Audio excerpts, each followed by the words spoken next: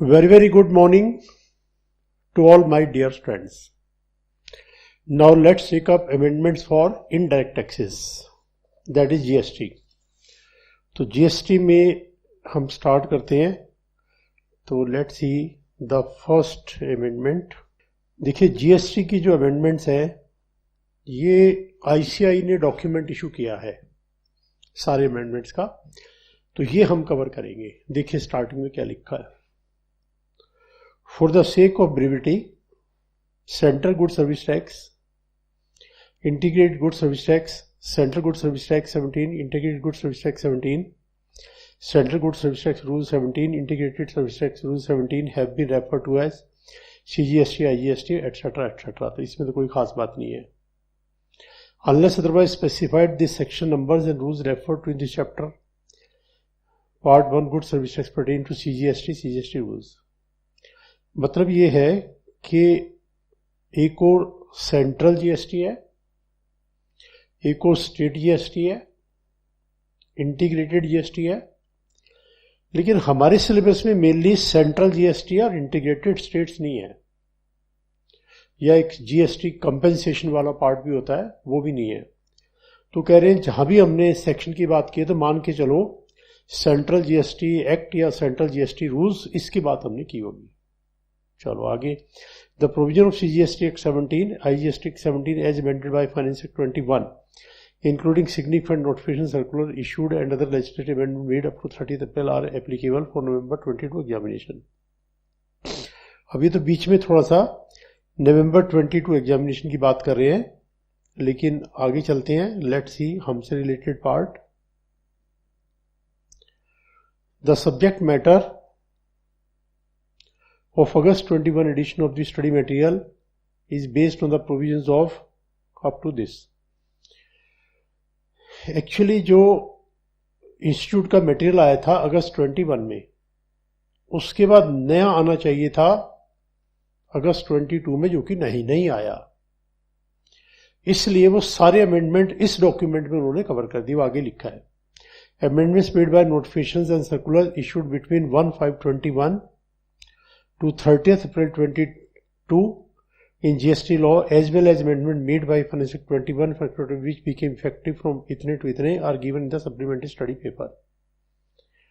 The amendments made by the notification circular issued between 1/5/22 and 31st to 21 GST laws, as well as amendments made by Finance Act 21, Finance Act 22 which became effective between this to this are given in this statutory update.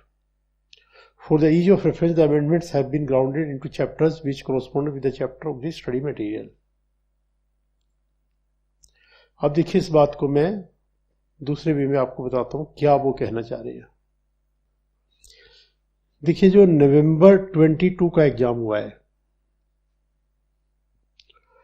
उसमें सारे amendments 30th अप्रैल 22 तक के इसके लिए applicable हो जाते हैं. अब आपका एग्जाम है May 23 में, इसमें सारे अमेंडमेंट्स अप टू 30th अक्टूबर 22 सारे इसमें एप्लीकेबल हो जाते हैं. तो जो नया स्टडी मटेरियल आता है उस स्टडी मटेरियल को एक्सपेक्टेड होता है, मान लीजिएगा अगस्त 22 में, May 23 का स्टडी मटेरियल इंस्टीट्यूट का. तो मान के चलिए यहां तक के अमेंडमेंट्स इसमें आ जाएंगे और आगे के कुछ एक अमेंडमेंट्स वो हमने कवर करने होते हैं. लेकिन अब की बार अगस्त 22 में वो स्टडी मैट नहीं आया रिवाइज वाला, इसलिए सारे अमेंडमेंट्स यहां तक जितने भी हैं इस वाले अमेंडमेंट में कवर किए हुए हैं. तो जो पार्ट आगे बोला हुआ ये बोला हुआ, यानी वो हमारे मतलब का नहीं है. हमारा कहने का मतलब ये है कि यहां तक के सारे अमेंडमेंट इस डॉक्यूमेंट में है जो कि अभी हम स्टार्ट करेंगे. वो सारे अमेंडमेंट May 23 के लिए एप्लीकेबल है. और अगर मैं फाइनेंस एक्ट की बात करूं तो इनकम टैक्स में ऑलरेडी हम बात कर चुके हैं. फाइनेंस एक्ट हमारे लिए एप्लीकेबल रहेगा 22. तो वो जो पार्ट अभी रीड किया इंस्टीट्यूट के मटेरियल वाला, वो पार्ट आप छोड़ दो, उससे कोई लेना देना नहीं. इस बात को समझो जो मैं आपको बता रहा हूं. नवंबर 22 के एग्जाम में यहां तक के अमेंडमेंट है, May 23 में यहां तक के अमेंडमेंट है, और यहां तक के सारे अमेंडमेंट इस डॉक्यूमेंट में है जो कि अभी हम कवर करेंगे. 30 अप्रैल 22 तक के अमेंडमेंट आपने कवर किए होंगे, क्योंकि नवंबर 22 में आपने एग्जाम दिया था, वो कवर किए होंगे। वो आपने जहां से भी स्टडी किया मुझसे या कहीं से, वो कवर किए होंगे। तो हम ये अमेंडमेंट आगे के स्टार्ट करेंगे। आप पार्ट नोट करना चाहो, इतना नोट कर लो बस, एक सेंटेंस, कि मई 23 के लिए यहां तक के अमेंडमेंट एप्लीकेबल है, इसके बाद का एप्लीकेबल नहीं है। और यहां तक के सारे अमेंडमेंट अभी हम डिस्कशन स्टार्ट करेंगे। एक बार जिसको नोट करना, इतना पार्ट नोट कर लीजिए।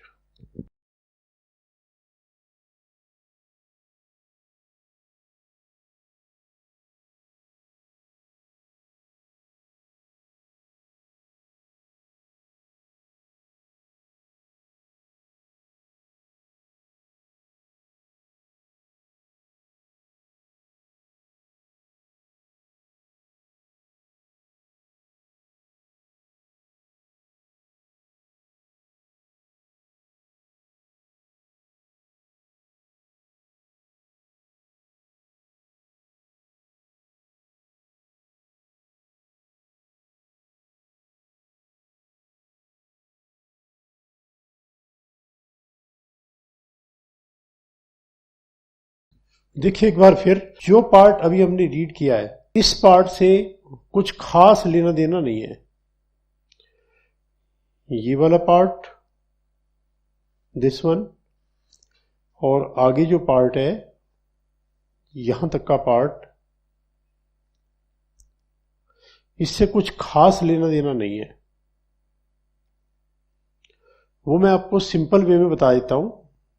इतनी बात यहां से रीड करने के बजाय मैं सिंपल वे में आपको बता देता हूं कि मेन पॉइंट इज दिस, कि जो नवंबर 22 एग्जाम हुआ था उसमें 6 महीने पहले तक के जो अमेंडमेंट है एप्लीकेबल होते हैं। रादर ये बात भी मुझे बताने की जरूरत नहीं है, मैं सिर्फ आपको मतलब की बात बता दूं। आपको अपियर होना है मई 23 में, आपको जीएसटी के सारे अमेंडमेंट कवर करने हैं जो 31 अक्टूबर 22 तक हैं, जो कि अभी हम स्टार्ट करेंगे।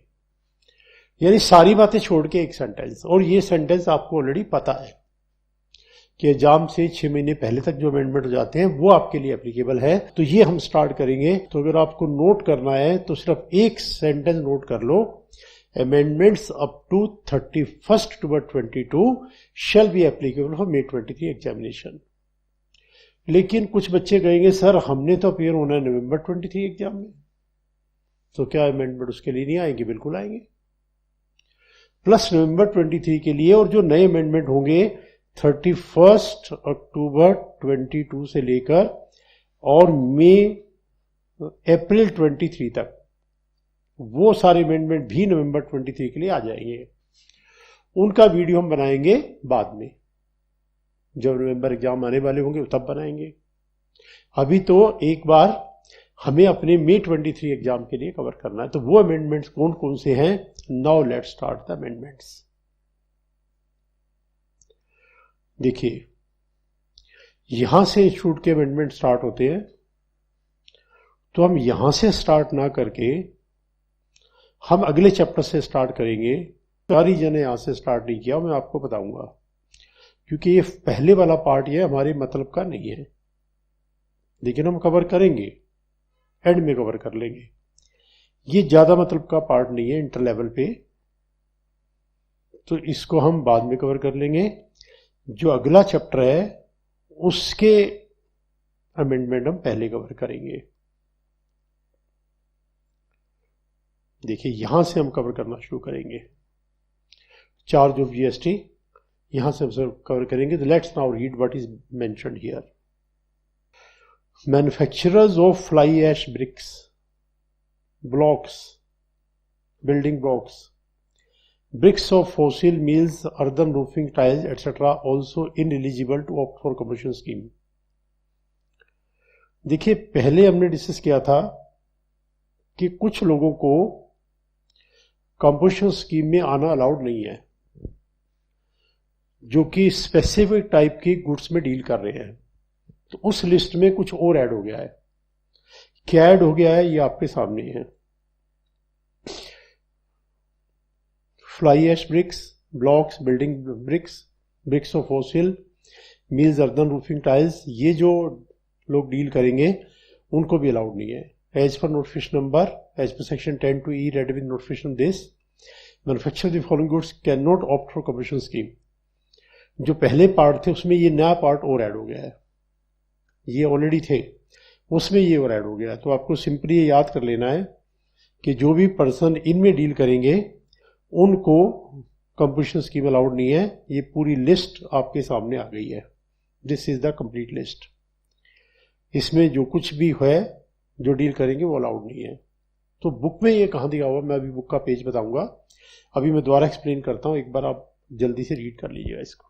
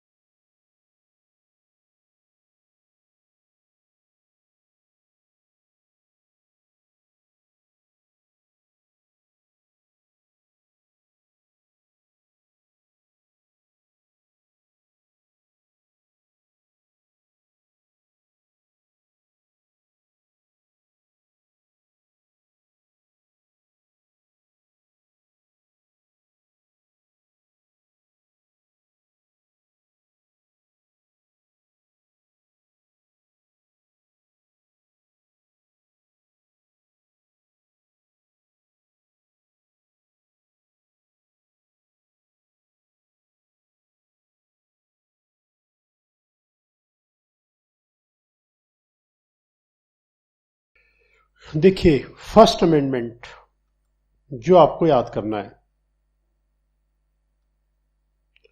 फर्स्ट अमेंडमेंट जो आपको याद करना वो ये याद करना है सेक्शन 10 कंपोजिशन स्कीम। साथ साथ प्लीज आप याद कर लेना कंपोजिशन स्कीम। हमारी बुक का पेज नंबर है 145, नई वाली बुक मतलब 9th edition, page number 145, point number है ये 3rd। पहले था जो मैन्युफैक्चरर हैं आइसक्रीम टोबैको वगैरह के, आपको याद आ गया होगा, उनको कंपल्शन स्कीम अलाउड नहीं थी। अब इसमें कुछ और ऐड कर दिया जो अभी हमने ऊपर देखा। टोटल लिस्ट ये बनती है जो बुक में दी हुई है, pan masala, tobacco, manufactured tobacco substitutes, ice cream, other edible ice, whether not controlling cocoa and edited water, fly ash bricks, fly ash aggregates, fly ash blocks, bricks of fossil meals और similar siliceous earth, building bricks and earthen and roofing tiles. जो list अभी हमने document देखा उसमें भी दे रखी है, ये आपको याद करना है, इनको अलाउड नहीं है। अब अलाउड क्यों नहीं है ये बात कहीं नहीं लिखी हुई क्यों अलाउड नहीं है, लेकिन मैंने क्लास में आपको बताई थी कि जैसे मान लो कोई भी एक एग्जांपल ले लो, मैं ले लेता हूं आइस का, let me take edible ice का। तो गवर्नमेंट से जब आप कंपोजिशन स्कीम में आओगे तो आउटपुट टैक्स तो आपका है नहीं, जो आपको अपनी पॉकेट से देना वो तो बहुत कम होता है, 0.5 प्लस 0.5 ना के बराबर है। तो बेसिकली जो आपने सामान खरीदा है उस पर तो आपको टैक्स देना पड़ेगा। वो इनपुट टैक्स हमें पूरा मिल जाता है और आउटपुट नहीं मिला कोई बात नहीं, थोड़ा सा ही मिल गया, कंपनसेट हो जाता है। लेकिन आइस किससे बनेगी? वाटर से, और वाटर के ऊपर कौन सा टैक्स लगेगा? कोई नहीं, उस पर जीएसटी कहां लगेगा? तो ये कंपोजिशन डीलर ये बन गया जिसने ना तो खरीदते हुए टैक्स दिया और ना बेचते हुए टैक्स दिया। जो ये है कंपोजिशन टैक्स में तो ना के बराबर होता है। तो ज्यादातर आइटम गवर्नमेंट वो सेलेक्ट कर लेती है कि जिसपे ना तो खरीदते हुए दिया ना बेचते हुए दिया, कम से कम एक बार तो दो, इसलिए आपको कंपोजिशन स्कीम में नहीं आने देंगे। या टोबैको वगैरह है वो नेगेटिव गुड्स हैं। तो ये पहला अमेंडमेंट है जो आप याद करोगे, पेज नंबर 9th एडिशन के 145 पेज पे दिया हुआ, एंट्री नंबर 3rd है। अब वो लिस्ट में आपको इंस्टीट्यूट के डॉक्यूमेंट से दिखा देता हूं। ये कंप्लीट लिस्ट है जो आप देख लीजिएगा, याद कर लीजिएगा। अगर वो मैन्युफैक्चरर है, मैन्युफैक्चरर किसका है? इनमें से किसी भी आइटम का मैन्युफैक्चरर है। लेट्स सी, ऊपर से रीड करते हैं। Manufacturer of fly ash bricks 1 part, blocks, building blocks, bricks of fossil meals, earthen roofing tiles वगैरह वगैरह। और ये पहले वाली आइटम आइसक्रीम, पान मसाला, गुड्स वगैरह, ये सारी लिस्ट आप एक बार देख लीजिएगा और याद कर लीजिएगा। ये पहला अमेंडमेंट है। इससे पहले वाला पार्ट जो इंस्टीट्यूट ने बता रखा है कि अमेंडमेंट कब तक के आएंगे, वो तो मैं बता रहा हूं आपको। सिर्फ एक सेंटेंस याद रखो कि भाई 31 अक्टूबर 22 तक के अमेंडमेंट आपको मई 23 एग्जाम में के लिए तैयार करने हैं। और हमारा जो बुक का 9th एडिशन है वो बिल्कुल अपडेटेड है। मैंने लास्ट क्लास में जब करवाया था इनकम टैक्स के अमेंडमेंट्स तो मैंने बता दिया था, पहले हम ये पूरी बुक हमारी साइट पे अपलोड कर देते थे। अब हम अपलोड नहीं कर सकते क्योंकि मेरी बुक टैक्समैन के थ्रू आ रही है, अभी 10-15 दिन में आ जाएगी, और वो कॉपीराइट उनके पास है, हमें अब अलाउड नहीं है, हम कुछ भी साइट पर नहीं डाल सकते। तो इसका वे आउट तो यही है, या तो आप अमेंडमेंट जो मैं करवा रहा हूँ उसको इनकॉर्पोरेट कर लेना, या फिर नई बुक आपको लेनी पड़ेगी। या फिर टैक्समैन से भी बुक आएगी, वो मेरी लगभग 400 पेज की है, उसमें पूरा इनकम टैक्स है, पूरा जीएसटी है, टू द पॉइंट बनाई है, एग्जामिनेशन ओरिएंटेड बुक बनाई है। ये भी आप मार्केट से ले सकते हो जब आ जाएगी। देखिए आप एक बार देख लो, पहला अमेंडमेंट देख लीजिएगा।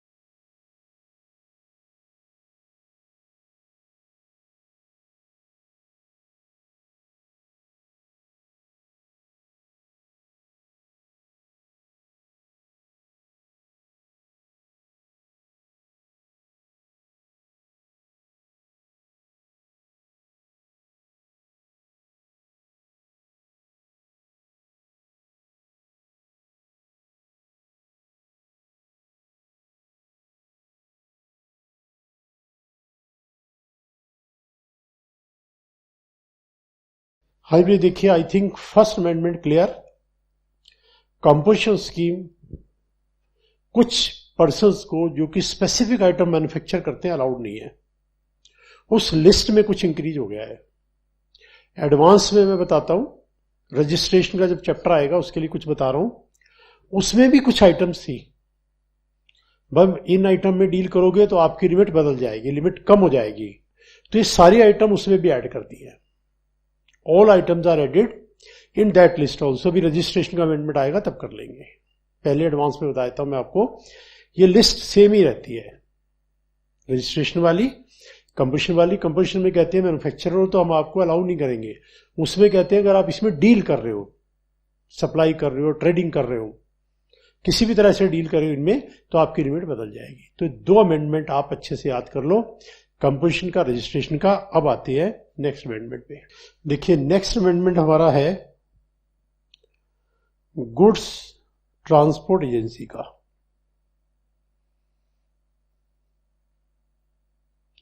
जीटीए का। इसमें क्या अमेंडमेंट हुआ है, लेट्स अंडरस्टैंड।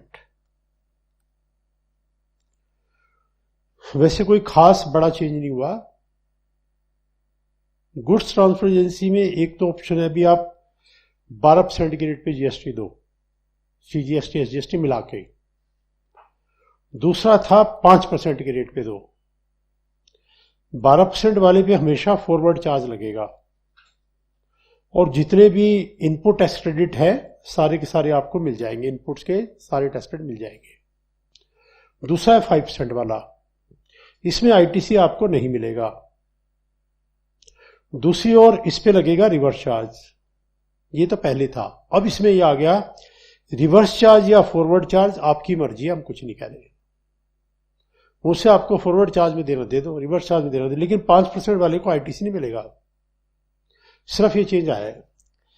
देखिए ये जो इंस्टीट्यूट ने लिखा है पूरा पार्ट, उसमें सिर्फ ये पार्ट है।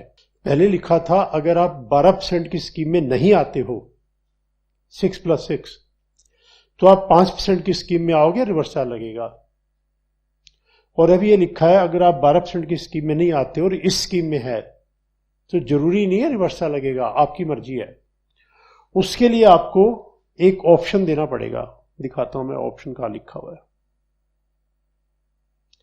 जीटीए को एक ऑप्शन देना पड़ेगा,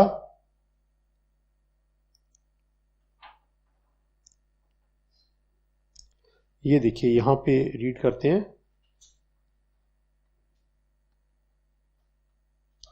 further nothing containing this entity shall apply where the supplier is taken registration CGS and exercise the option.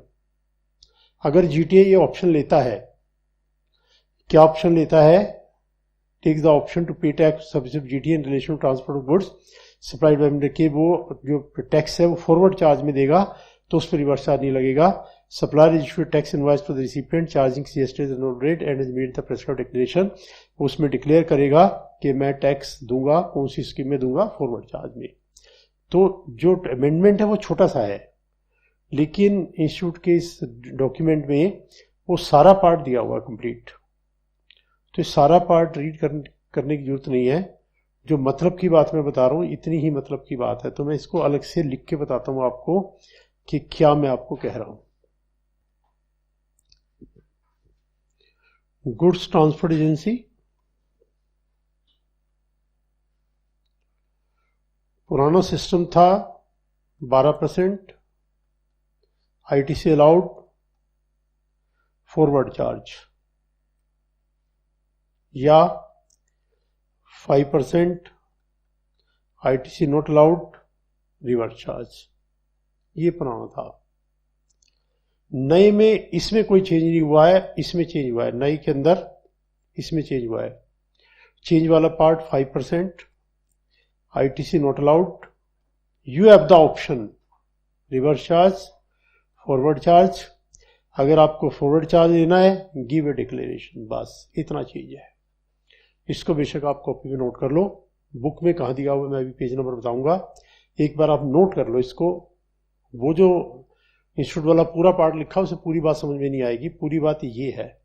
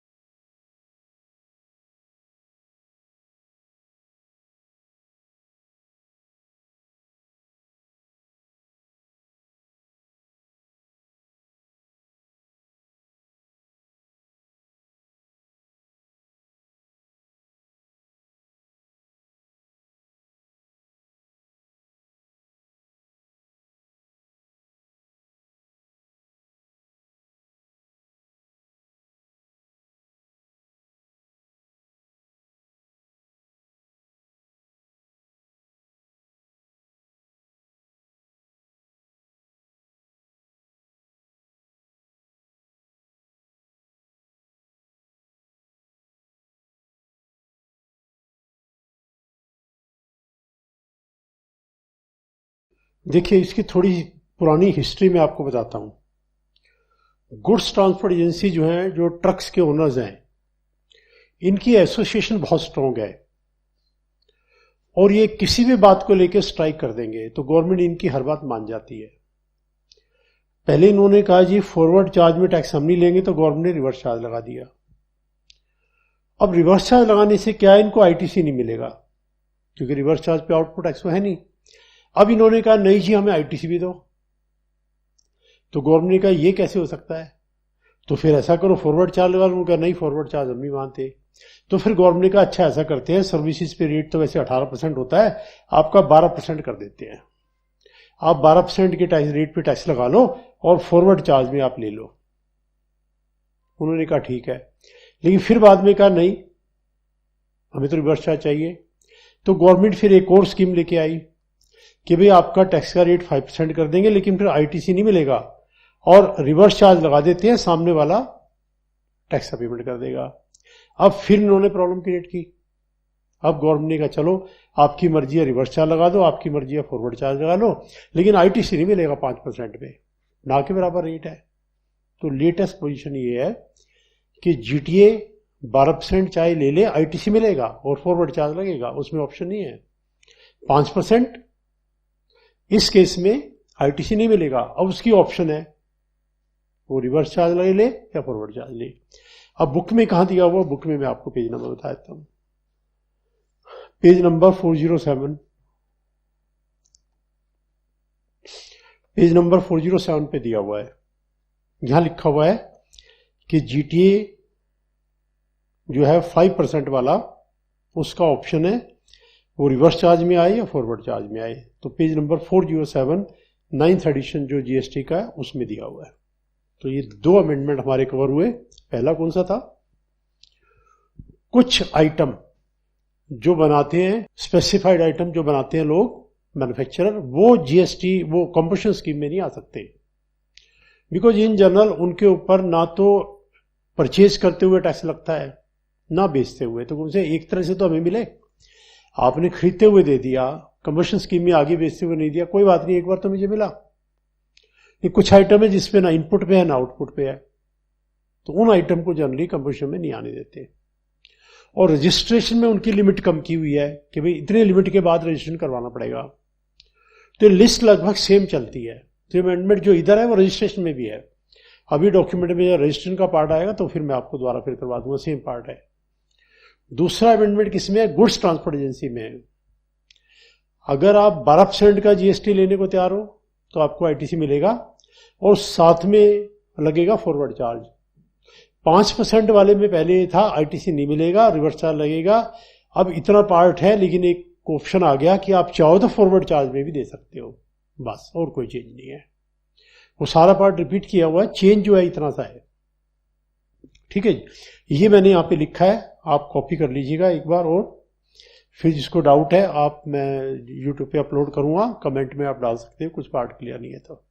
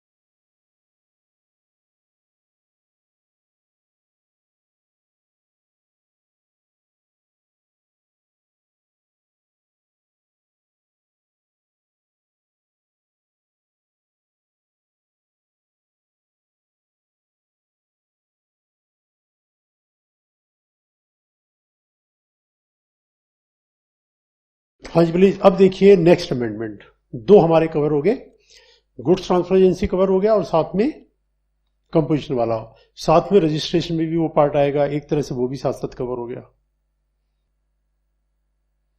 अब देखिए नेक्स्ट अमेंडमेंट ये है, services supplied by central government, state government. इसमें एक पार्ट था पोस्ट ऑफिस वाला, कि पोस्ट ऑफिस की सर्विसेज एग्जेम्प्ट है लेकिन टैक्सेबल है, speed post, express parcel post, life insurance and agency service. तो वो पार्ट काट दिया है, ये देखो ये काटा हुआ है, वो पार्ट काट दिया है। इसके बदले में नई एंट्री ले आए और नई एंट्री में लिखा है पोस्ट ऑफिस की सारी सर्विसेज टैक्सेबल है। पहले लिखा था सिर्फ 4 टैक्सेबल है, अब लिखा सारी टैक्सेबल है, फिर एक अलग से लिख दिया ये वाली एग्जम्प्ट है। यानी पहले क्या था, टैक्सेबल वाली लिखा हुआ था, बाकी सब एग्जम्प्ट है। अब सारी एग्जम्प्ट, सारी टैक्सेबल है और एग्जम्प्ट वाली लिख दिया। कौन सी एग्जम्प्ट है, देखिए जरा कौन सी एग्जम्प्ट है। ये देखिए ये है services by department of post. पहले ये टैक्सेबल वाली बताई थी कौन सी टैक्सेबल है, और वो कह रहे सारी टैक्सेबल है, लेकिन एग्जम्प्ट की अलग से लिस्ट दे दी कि ये वाली एग्जम्प्ट है।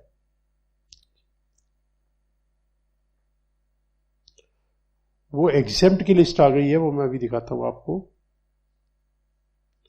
एग्जेम्प्ट की लिस्ट ये देखिए, ये लिस्ट है। वो नई एंट्री है 24C,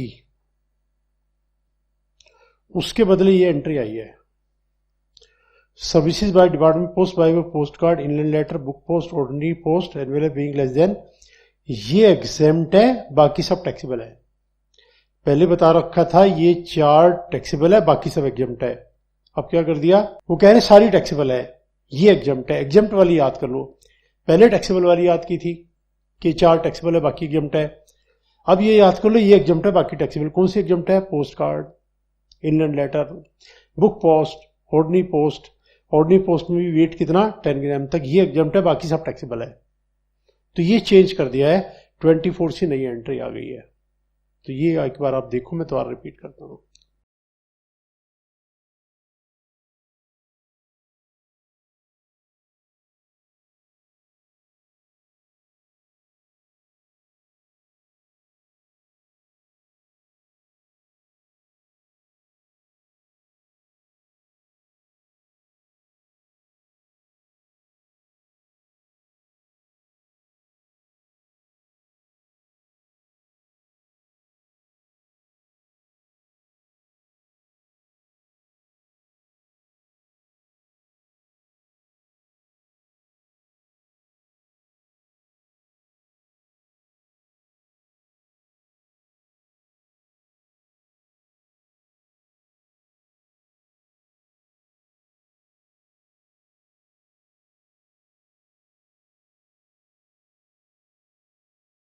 हाँ प्लीज फिर देख लीजिएगा।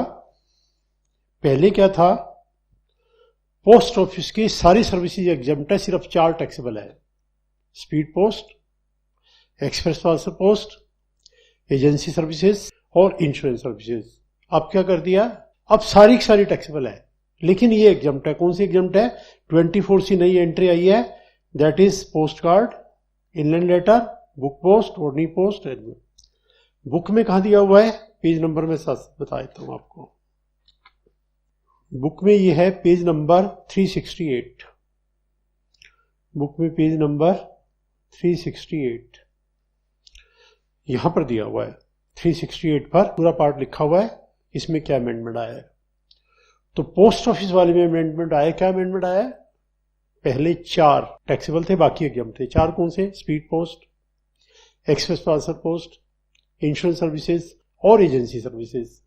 अब ये एंट्री पूरी हटा के कह दिया जी पोस्ट ऑफिस की सारी सर्विसेज टैक्सेबल है, लेकिन कुछ एग्जम्प्ट है। एग्जम्प्ट के लिए 24 सी नई एंट्री आ गई, post card, inland letter, book post, ordinary post. फिर पोस्ट ऑफिस वाले में कुछ और भी लिखा हुआ था पहले कि अगर ये सर्विसेज गवर्नमेंट को दी गई तो एग्जम्प्ट है। अब ये गवर्नमेंट वाला क्लॉज हटा दिया है। क्यों, क्योंकि अब तो हमने कह दिया सभी के केस में टैक्सेबल है, बस ये एग्जम्प्ट है। तो ये चेंज है पोस्ट ऑफिस वाले में। तो हम वापस उसी डॉक्यूमेंट पे आते हैं जहां पे थे। ये क्योंकि इंस्टीट्यूट ने अपने हिसाब से अरेंजमेंट किया हुआ है, तो इसलिए वहां से हम शिफ्ट करके आए, वापस फिर वहां जाएंगे। पेज नंबर था हमारा 10। ये तो कंपोजिशन स्कीम वाला था, कंपोजिशन स्कीम अलाउड नहीं है। फिर ये रिवर्स चार्ज का गुड्स ट्रांसपोर्ट एजेंसी का था। उसके बाद ये पोस्ट ऑफिस का है, ये पोस्ट ऑफिस वाला था, यहां से काट दिया स्पीड पोस्ट, एक्सेल पास पोस्ट वगैरह वगैरह। उसके बाद में क्या चेंज आया है, उसके बाद एक चेंज आया है, 5AA नई एंट्री, 5AA नई एंट्री। पहले था रेजिडेंशियल ड्वेलिंग, रेजिडेंशियल ड्वेलिंग को अगर हम रेंट पे देंगे तो वो एग्जेम्प्ट था रेजिडेंशियल को। अब उन्होंने कर दिया रेजिडेंशियल अगर रजिस्टर्ड पर्सन को देंगे तो टैक्सेबल है। एक तो ये एग्जेम्पशन वाली लिस्ट में चेक करेंगे, वहां मिलेगा। दूसरी बात, अगर ये रजिस्टर्ड को देंगे टैक्सेबल है, साथ साथ रिवर्स चार्ज भी लगेगा, जो रजिस्टर्ड पर्सन टैक्स को देगा। जैसे मान लीजिएगा मेरा हाउस है और मैंने एक कंपनी को दिया है रेंट पे, कंपनी अपने एम्प्लॉय को देगी रहने के लिए। तो पहले रेजिडेंशियल हाउस था तो एग्जेम्प्ट था, लेकिन अभी ये कंपनी क्योंकि रजिस्टर्ड है जीएसटी में, तो इस केस में जीएसटी लगेगा और रिवर्स चार्ज लगेगा, ये कंपनी अपने आप टैक्स गवर्नमेंट को देगी। तो बेसिकली 2 चेंज आए। एक तो एग्जम्पशन की लिस्ट में चेंज आया कि रेजिडेंशियल ड्वेलिंग को अगर आप रजिस्टर्ड पर्सन को देंगे तो एग्जम्प्ट नहीं है, टैक्सेबल है। एक रिवर्स चार्ज में चेंज आया कि अगर ये टैक्सेबल है तो टैक्स कौन देगा, रजिस्टर्ड पर्सन। देखो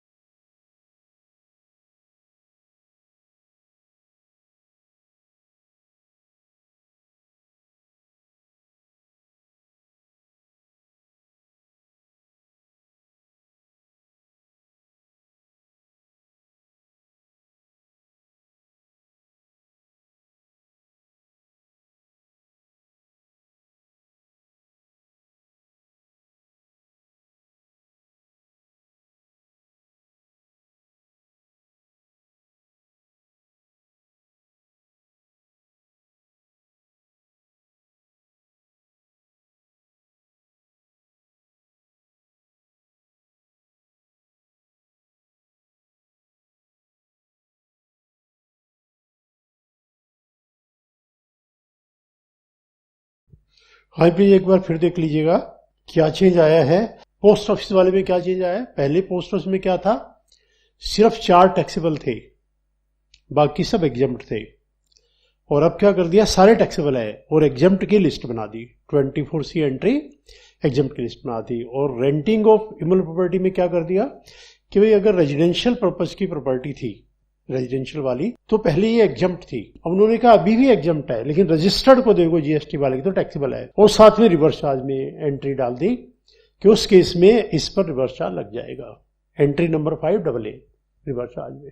ठीक है, एंट्री का नंबर याद आपको नहीं करना, वो तो हम तो इसलिए डाल देते हैं बाई चांस कल को कोई चेंज हो तो जो ओरिजिनल सर्कुलर है उसमें नंबर देख के समझ में आ जाता है कि कहाँ चेंज हुआ है, वरना फिर ढूंढना में मुश्किल होती है चेंज कहाँ हुआ है। आपको एंट्री का नंबर याद नहीं करना। ठीक है, चलिए आगे चलते हैं। अब देखिए एग्जम्पशन वाली लिस्ट, सबसे ज्यादा चेंजेस जो हुए हैं ना एग्जम्पशन वाली लिस्ट में ही हुए हैं। जैसे अभी मैं कह रहा था रेजिडेंशियल वैली एग्जम्प्ट थी, अब इसमें चेंज कर दिया नहीं टैक्सेबल है रजिस्टर्ड में।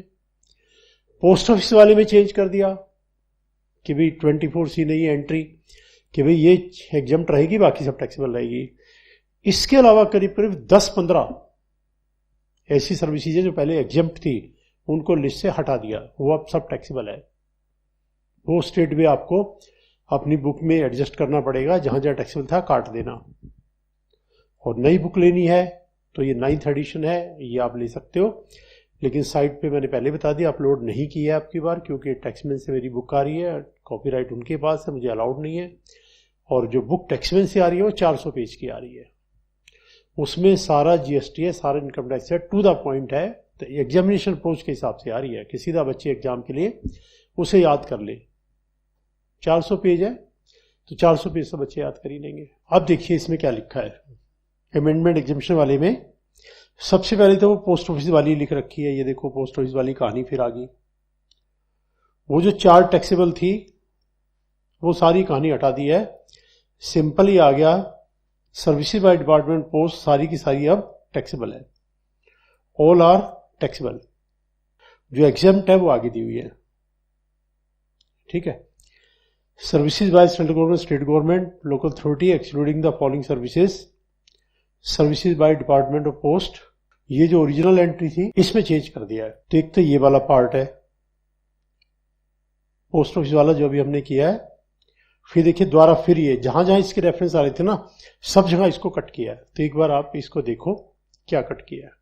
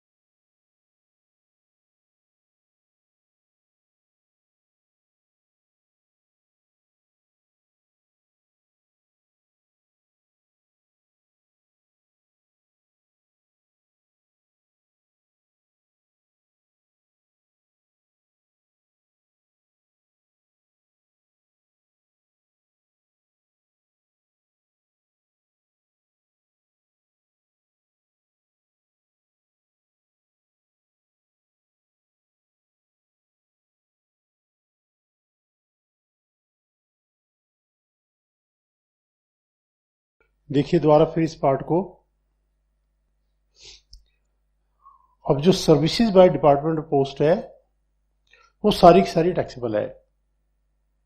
ये बात कई जगह लिखी हुई थी तो हर जगह देखो रिपीट होके आ रहा है। देखिए दोबारा फिर रिपीट हो गया, आगे फिर आएगा। ये देखिए हर जगह जहां जहां इसका रेफरेंस था सब जगह इसको ठीक कर दिया। और फिर जो हम बात कर रहे थे अभी कि रेजिडेंशियल यूनिट, ये पहले एग्जम्प्ट था, अब रजिस्टर्ड की केस में टैक्सेबल है। देखिए क्या लिखा है, services by way of renting of residential dwelling for use as residence except, ये पार्ट नया आ गया, यहां पे टैक्सेबल कर दिया। अगर रेजिडेंशियल यूनिट रजिस्टर्ड पर्सन को देंगे तो टैक्सेबल है। फिर एक ये पार्ट हम पढ़ते थे ट्रांसपोर्ट ऑफ पैसेंजर विद और विदाउट अकम्पनीड बिलोंगिंग, ये वाला पार्ट। तो इसमें देखिए क्या चीज आया है। इसमें पहले था कि अगर बाय एयर ट्रैवल करेंगे इन सभी प्लेसेस पर। तो बाई एयर का एग्जाम था। एम्बार्किंग टर्मिनेटिंग, ये जो नॉर्थ ईस्टर्न स्टेट थी, इसमें जो चेंज आया ये वर्ड ये आ गया इकोनॉमी। पहले था बिजनेस क्लास में जाओ, इकोनॉमी क्लास में जाओ, सब एग्जाम्ट है। अब गवर्नमेंट से नहीं, इकोनॉमी क्लास का एग्जाम्ट है। अगर बिजनेस क्लास का टैक्सेबल है, आप पुरानी बुक में देखोगे तो उसमें लिखा होगा बाई एयर एम्बार्किंग फ्रॉम, ऐसा था, by air embarking from. Economy class नहीं था, तो अब इसमें इकोनॉमी क्लास आ गया। एक पार्ट तो ये आ गया, इसको देखिए।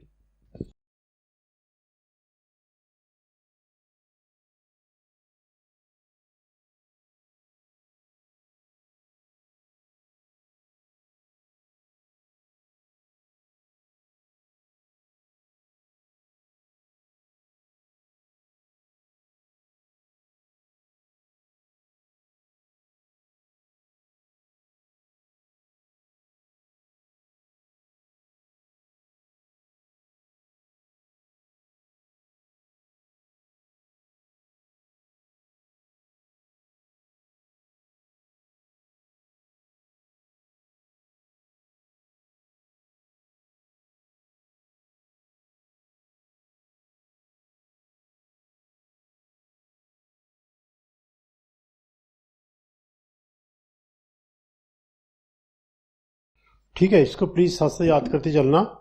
बुक का पेज नंबर बता देता हूं, जहां पे दिया हुआ बुक के अंदर। बुक का जो पेज नंबर है वो है 371, 9th एडिशन का 371। क्या चेंज आया है?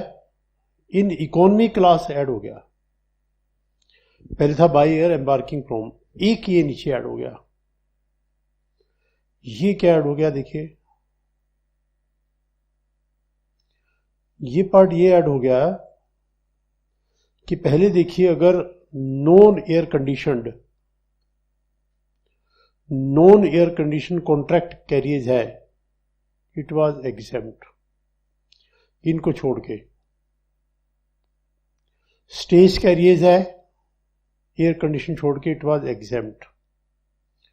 वो कह रहे हैं अभी भी एग्जम्प्ट है, लेकिन इस बी को या सी को अगर प्रोवाइड किया है इलेक्ट्रॉनिक कॉमर्स ऑपरेटर ने, जो 9(5) में आता है, देन ये टैक्सेबल है।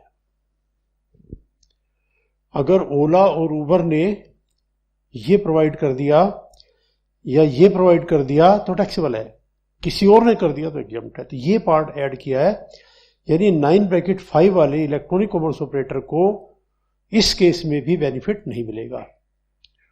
और ये भी दिया हुआ है page number same 317 of the book में। देखो एक बार रीड करके, आपके पास पुरानी बुक है, आप ओपन कर लो, मिला के देख लो, उसमें ये नहीं था। कोई जल्दी नहीं, आप आराम से निकाल के देखिए, ये पार्ट नहीं था।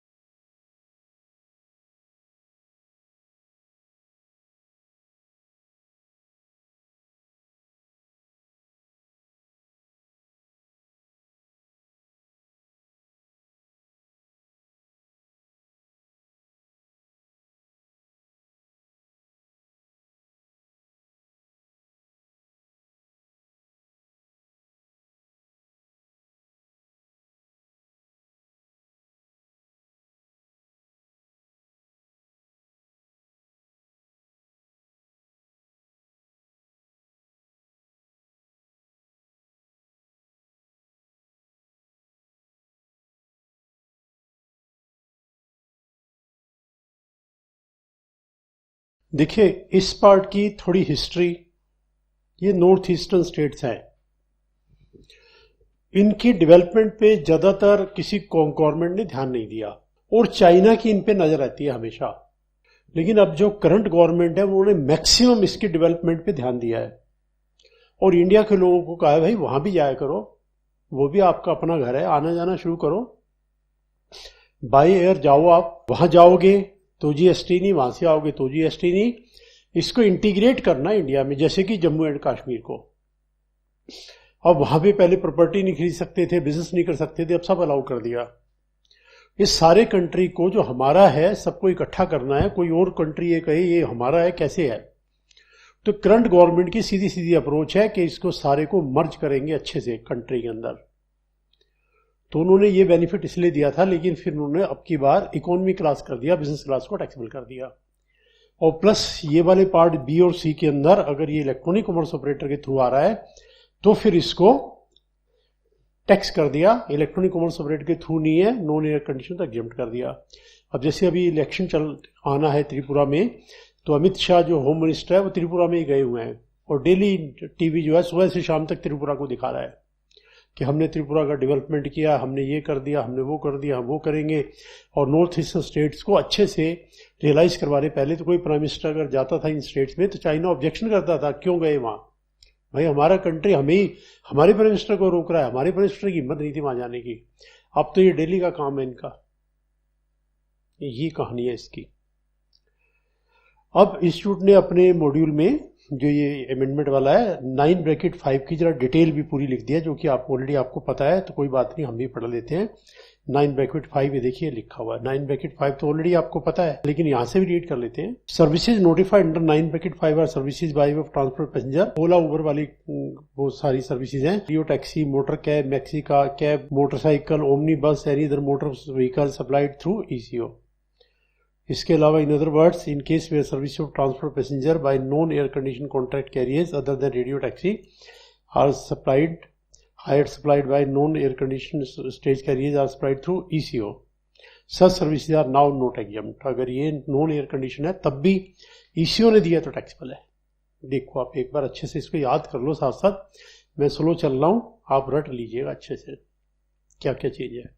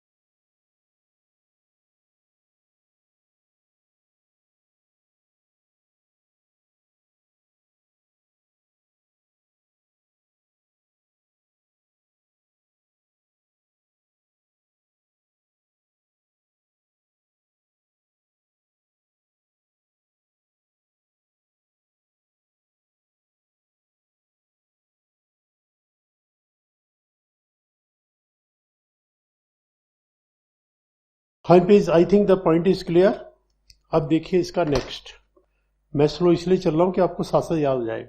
एक हमारा होता था services by way of transportation by railway और by vessel from one place in India to the other. ये सब सामान अगर ट्रांसपोर्ट करेंगे तो उसके ऊपर जीएसटी नहीं लगेगा।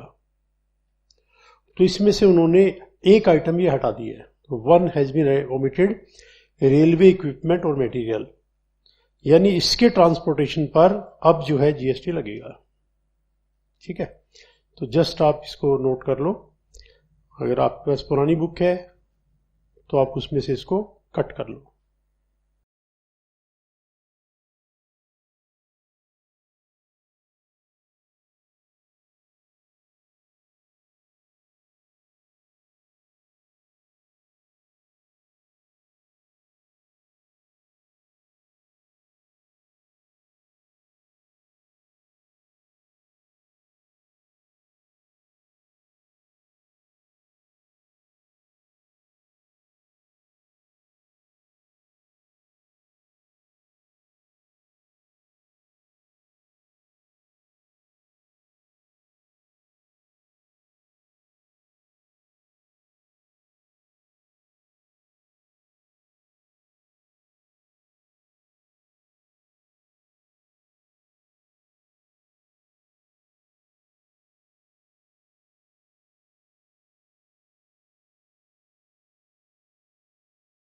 ठीक है, रेलवे इक्विपमेंट मटेरियल वाला पार्ट हट गया है, इस पे भी जीएसटी लगेगा। आगे देखिए, अब एक एंट्री हमारी ये थी,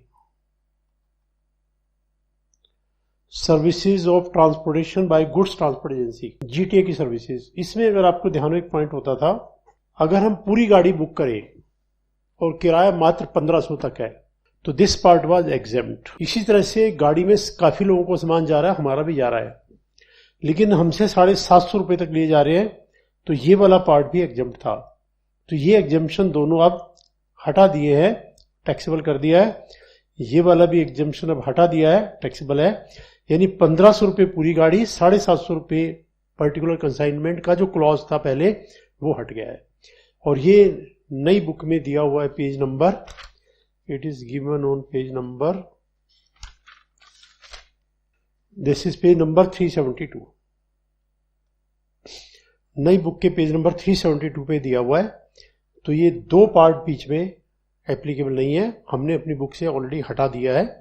ये दो चीजें एप्लीकेबल नहीं होगी, यानी इसके ऊपर भी अब जीएसटी लगेगा।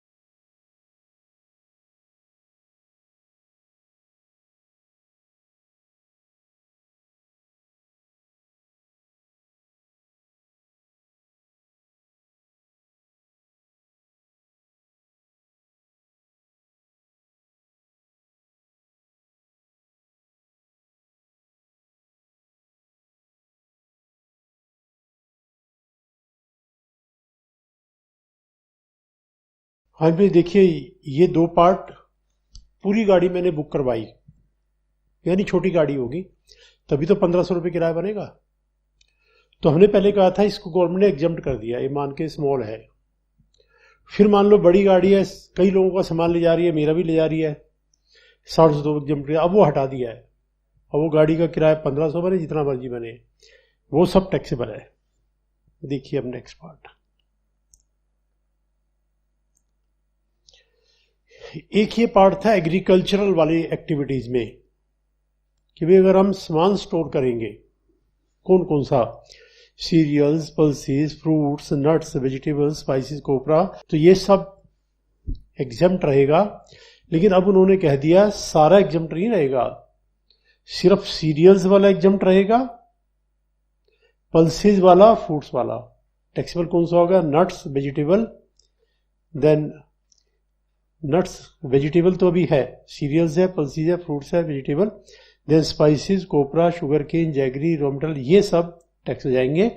और बच गए हैं cereals, pulses, fruits, nuts and vegetable. देखिए इस पार्ट को।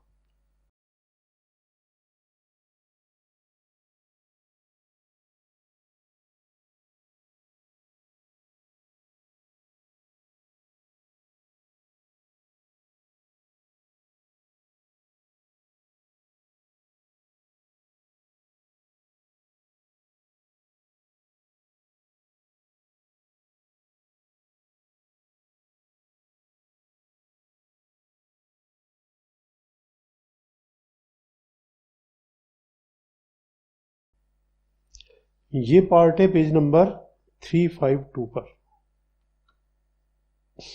352 पर है।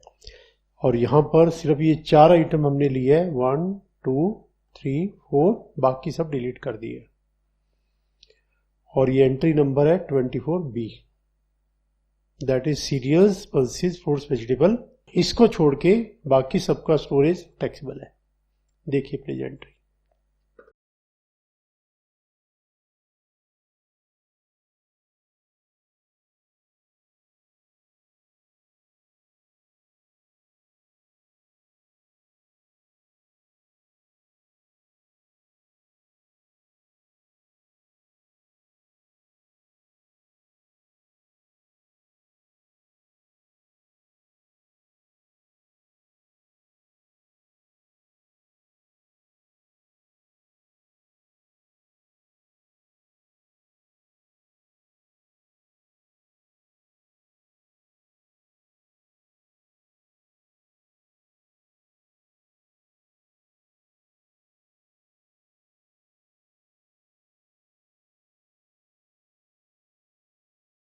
हम भी देखिए नेक्स्ट पार्ट।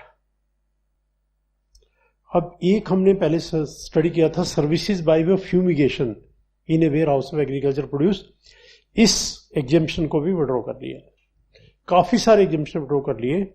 यानी गवर्नमेंट का ये व्यू है कि अब जीएसटी पुराना हो चुका है, कंसेशन हम मिनिमम देंगे आपको और ज्यादातर आइटम हम टैक्सेबल करेंगे।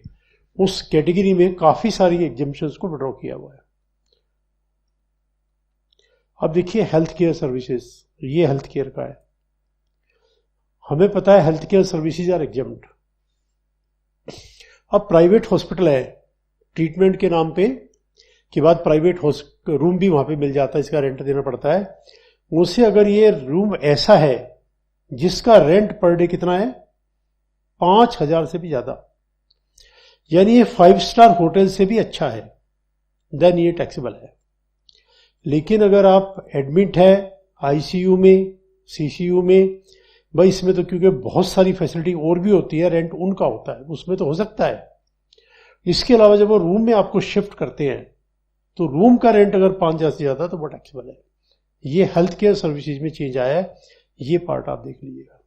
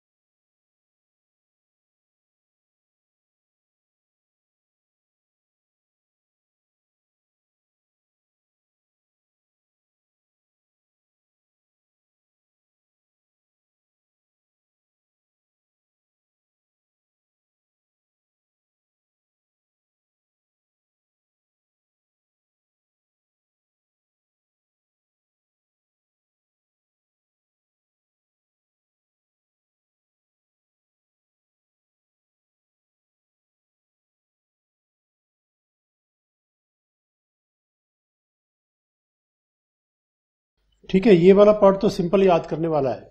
वैसे तो हेल्थ केयर सर्विसेज एग्जाम्प्ट है, लेकिन अगर रूम लिया है, ट्रीटमेंट मेन ट्रीटमेंट होने के बाद शिफ्ट करते हैं रूम में, तो 5,000 रुपये पर डे से ज्यादा रेंट है तो सारा टैक्सेबल है। लेकिन अगर आईसीयू वगैरह में उसमें तो रेंट जितना मर्जी हो वो एग्जाम्प्ट है। फिर एक पार्ट ये था सर्विसेज बाय ट्रेनिंग और कोचिंग। ट्रेनिंग और कोचिंग किसका? Recreational activities, arts and culture, साथ में स्पोर्ट्स एक्टिविटी। तो इसमें डिफरेंस सिर्फ यह आया है, इसमें वर्ड इंडिविजुअल ऐड कर दिया है, बाय एन इंडिविजुअल, ये वर्ड ऐड किया है बाय एन इंडिविजुअल, बस बाकी सारा सेम है। रीड करके देखोगे वो कट करके द्वारा लिखा है, लेकिन चेंज जो है वो ये है, यानी आर्ट्स कल्चर की ट्रेनिंग कौन देगा? कोई इंडिविजुअल, तो ये एग्जाम्प्ट है। और कोई और देगा, मान लो कंपनी है वो कोई ट्रेनिंग दे रही है डांसिंग की, सिंगिंग की, कोई इंडिविजुअल ट्रेनिंग दे रहा है तो कोई बात नहीं, कोई कंपनी वगैरह ऑर्गेनाइजेशन है तो टैक्स हो जाएगा। देखिए इस पार्ट को, और ये दिया हुआ पेज नंबर बताता हूं, हमारी बुक का पेज नंबर कितना है। This is on page number 350, book के पेज नंबर 350 पे है ये पार्ट। देखिए next one, department of post वाली बात पहले हमने कर ली थी, दोबारा फिर देख लो। ये है नई एंट्री आई है। अब ये एंट्री कह रही है कि वैसे तो सारी सर्विसेज टैक्सेबल है, एग्जेम्प्ट वाली ये हैं post card, inland letter, book post, ordinary post, ये 4 एग्जेम्प्ट है। पहले क्या था 4 टैक्सेबल है बाकी एग्जेम्प्ट थी, अब सारी टैक्सेबल है 4 एग्जेम्प्ट है। तो 4 याद कर लो, post card, inland letter, book post, book post में तो बुक्स जाती हैं, एंड एनवेलप, एनवेलप ऑर्डिनरी है, एनवेलप रजिस्ट्री नहीं, और जिसका वेट लेस देन 10 ग्राम।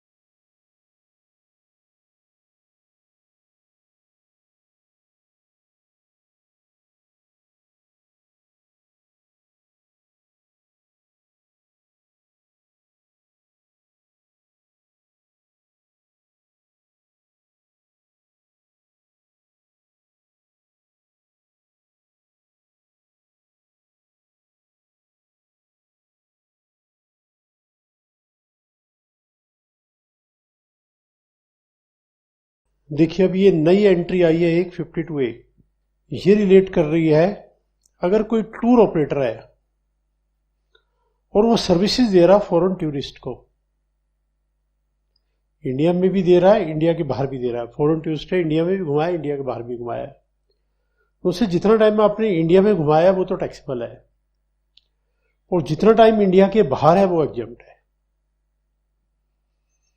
तो वो कैसे हिसाब किताब करेंगे, वो हिसाब किताब करने के लिए नीचे एग्जाम्पल है, एग्जाम्पल से देखो, एग्जाम्पल से ज्यादा अच्छा समझ में आएगा। ये देखिए, टूर ऑपरेटर ने टूर प्रोवाइड किया है और वो टूर ऐसे है 2 दिन तो 3 दिन तो इंडिया के हैं और 2 दिन नेपाल में है, और टोटल पेमेंट लिया है 1 लाख। तो गवर्नमेंट सेज भाई इसी रेशो में डिवाइड कर लो, इसी रेशो में डिवाइड करें, total 1 lakh divide by 5 days है। इंडिया के बाहर के जो डेज है वो है 2 डेज, 2 डेज का बना 40,000, इतना छोड़ दो, लेकिन मैक्सिमम एग्जम्पशन 50% हो सकती है, इससे ज्यादा नहीं। ये पार्ट बीच में लिखा भी रीड करेंगे, 50% से ज्यादा नहीं। तो एग्जम्पशन अगर 40,000 आ रही है तो ठीक है, अगर एग्जम्पशन 50 से ज्यादा आएगी तो 50 मिलेगा। अब इस केस में 40,000 और रुपीज 50,000 विच इज लेस, यानी 40,000 में कोई प्रॉब्लम नहीं है। दूसरा एग्जाम्पल देखिए, दूसरे एग्जाम्पल में 2 दिन इंडिया में है और 3 दिन जो है नेपाल में है, 2 इंडिया में है, 3 नेपाल में है। तो अब की बार जो एग्जम्पशन आ रहा है 60 आ रहा है, 60 नहीं मिलेगा, 50% ज्यादा नहीं मिलेगा, 50,000। तो मेन पार्ट तो यही है, बाकी पार्ट भी देखते हैं। पहले आप इन 2 एग्जाम्पल को देखो, ए पार्ट और बी पार्ट, 2 को देखिए, प्रोपोर्शनेट कैलकुलेट कर लो, लेकिन 50% से ज्यादा नहीं मिलेगा। बेसिक पार्ट तो रियल एग्जाम्पल तो यही बनेगा, इसी से बात समझ में आ जाएगी। एक बार देखिए आप,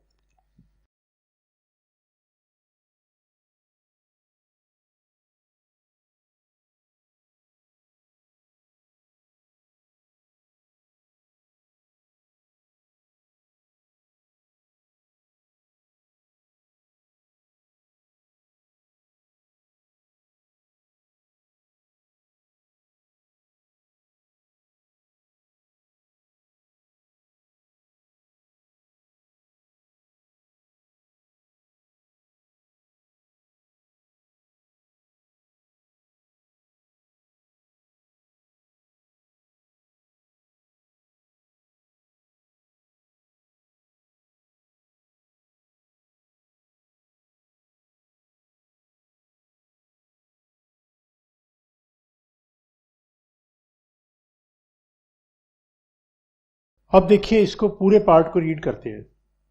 पूरा पार्ट क्या है, लेट्स नाउ रीड। नई एंट्री है ये 52A, टूर ऑपरेटर सर्विस, जो इंडिया में भी है, इंडिया के बाहर भी है।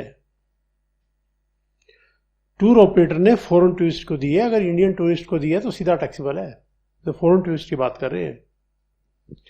इसको प्रोपोर्शनेट करेंगे, कैसे करेंगे, it will be proportionate, total consideration charged entire tour को डिवाइड कर लेंगे in the ratio of number of days for which tour is performed outside India has to be total number of days. लेकिन जो exemption आएगा वो highest possible 50% of consideration रहेगा, इससे ज्यादा नहीं होगा।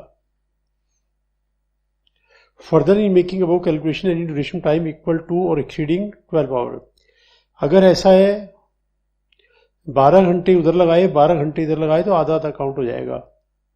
अगर 18 घंटे उधर लगाए 6 घंटे इधर लगाए तो 12 या 12 से ज्यादा 1 दिन, और duration less than 12 hours is half day. तो अगर further in making above calculation duration time equal to और exceeding 12 hours shall be considered to be 1 full day, and any duration of time less than 12 hours shall be taken as half day. तो अगर 18 घंटे लगाए तो वो 1 day रह जाएगा और ये हाफ डे रह जाएगा, उधर भी रहेगा इधर भी रहेगा।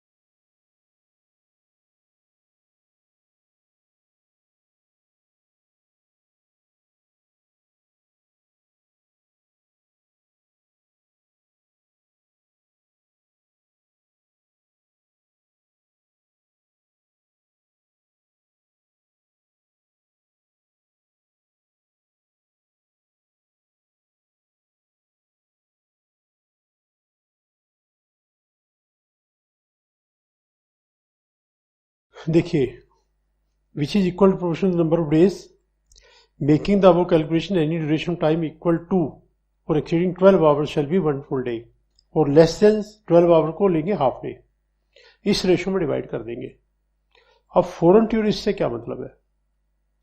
Foreign tourist means a person not normally resident in India, जो घूमने के लिए इंडिया में आएंगे, who enters India for stay of not more than 6 month for legitimate non getting purpose tour operator. पहला एग्जाम्पल। दूसरा एग्जाम्पल, अब देखिए तीसरा एग्जाम्पल।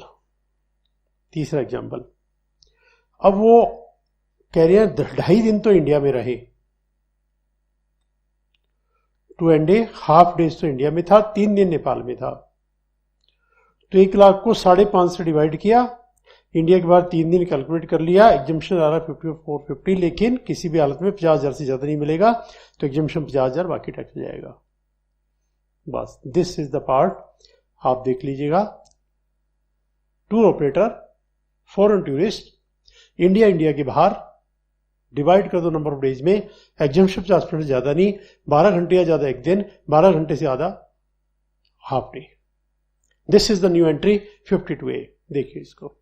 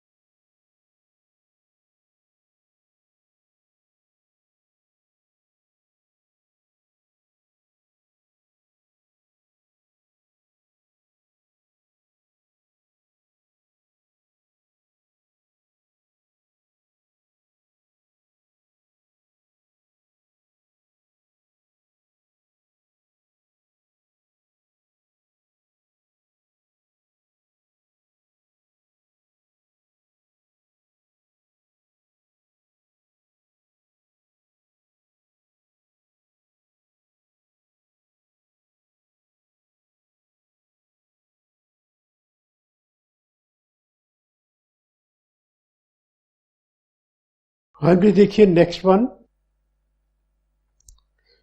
ये तो पहले से ही है। दिस सर्विसेज पहले से ही है। ये services by way of granting national permit to good carriers, पूरे इंडिया लेवल पर चलने के लिए ट्रांसपोर्ट डिपार्टमेंट से परमिट लिया है, उसकी पेमेंट पर जीएसटी लगेगा। अब देखिए कुछ विड्रॉल्स हैं जो पहले थे और अब नहीं है, तो ये आपको याद रखना पड़ेगा, पहले थे। देखो आप ध्यान करिए, होटल एकोमोडेशन, गेस्ट हाउस है, होटल एकोमोडेशन 1000 रुपए पर डे तक पहले एग्जाम था, अब ये टैक्सेबल है। रिजर्व बैंक की सर्विसेज पहले एग्जाम था, अब टैक्सेबल है। Services provide by IRDA, insurance regulatory authority, पहले एग्जाम था, टैक्सेबल है। तो ये आपको याद करना पड़ेगा, ये एग्जाम्पशन की लिस्ट से हट गए हैं। पहले 3 को याद कर लीजिएगा, 2 मिनट लगाइए, फिर आगे लंबी लिस्ट है, देखते हैं।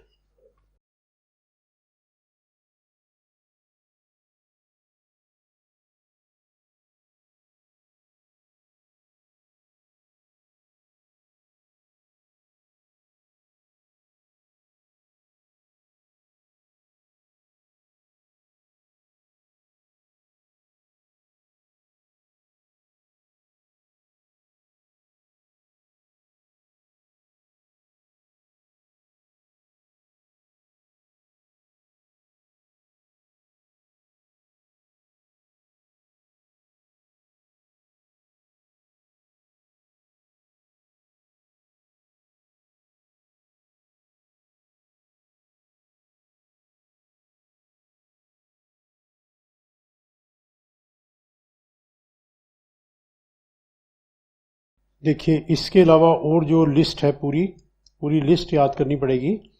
ये अब सब टैक्सेबल है, अगर ये एग्जाम में आए सब टैक्सेबल है। Services by SEBI, security exchange board of India, that is taxable.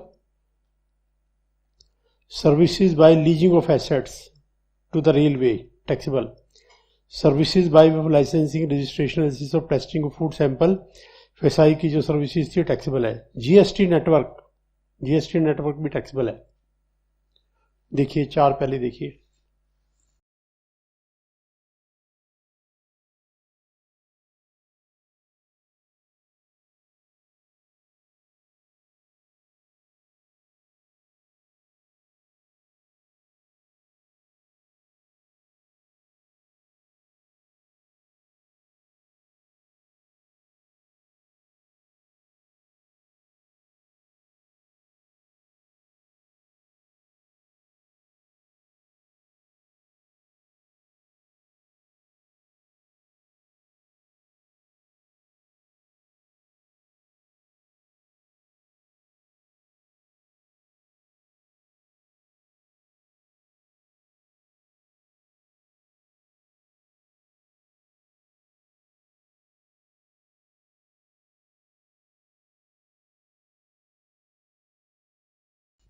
देखिए इसके आगे, services by way of fumigation a warehouse agriculture produce, services by slaughtering of animals, ये सब पहले एग्जम्प्ट था, अब ये सब टैक्सेबल है। Service provide by operator of common biomedical, अब देखिए हेल्थ केयर सर्विस में था, कोई उनको सर्विस देगा सारी टैक्सेबल है, लेकिन एक ही एग्जम्प्ट थी पहले, service provide by operator of common biomedical waste management facility clinical establishment, लेकिन ये अब टैक्सेबल हो गई है। यानी अगर वेस्ट मैनेजमेंट की सर्विसेज कोई दे रहा है हॉस्पिटल को, उनका जो डेली वेस्ट निकलता है उसको उठा रहे हैं पेमेंट बेसिस पे, उस पे अब टैक्स लगेगा, पहले इस पे नहीं था। तो ये सर्विसेज है जो कि पहले एग्जम्प्ट थी, अब टैक्सेबल कर दी गई है। उसके बाद कुछ छोटे छोटे क्लैरिफिकेशंस है, ज्यादा मतलब के नहीं, वो क्लैरिफिकेशन भी टेकअप करते हैं, पहले इनको देख लीजिएगा।